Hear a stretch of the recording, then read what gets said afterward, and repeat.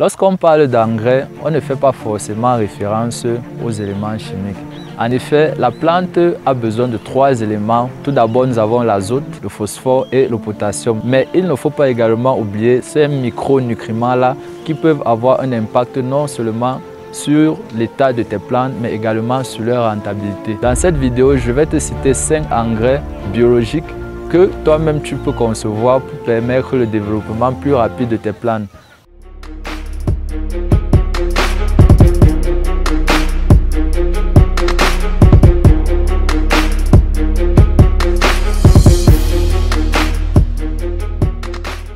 Le premier engrais que je vais partager avec toi aujourd'hui, c'est le compost. Le compost est un composé obtenu à partir de la dégradation des déchets d'origine animale et végétale. Tu peux notamment obtenir du compost en pratiquant une dégradation en aérobie. Aérobie, ça veut dire quoi? Aérobie, c'est en présence d'oxygène. L'avantage avec le compost est que non seulement celui-ci permet d'enrichir tes plantes, mais il permet également d'enrichir toute ta parcelle agricole. C'est la raison pour laquelle celui-ci est appliqué pendant et après certaines activités agricoles. Le deuxième engrais que je vais citer avec toi aujourd'hui, c'est le purin. Pour ceux qui ne connaissent pas, le purin, c'est un liquide obtenu à partir de la macération ou de l'écrasement de certains déchets végétaux. Le liquide obtenu peut ensuite être introduit à la plante de 2 manières. Tout d'abord, on a l'introduction de manière foliaire, c'est-à-dire les feuilles de la plante.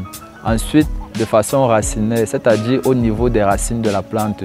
Ces 2 méthodes sont efficaces, mais ce que je te préconise, c'est de manière racinaire parce que la seule façon pour qu'un liquide s'introduise dans la plante, c'est par les racines. Le troisième engrais que je vais partager avec toi, ce sont les engrais verts. Qu'est-ce que j'entends par engrais verts? Suis-moi. Eh bien, les engrais verts, ce sont les mauvaises herbes qui sont présentes dans ta parcelle. Ces mauvaises herbes qui, une fois découpées, vont être disposées de manière permanente dans ta parcelle. Et lorsque celles-ci vont se décomposer, elles vont libérer plusieurs éléments qui vont permettre d'enrichir tes plantes le moment venu. Le quatrième engrais que je vais partager avec toi aujourd'hui, ce sont les cendres.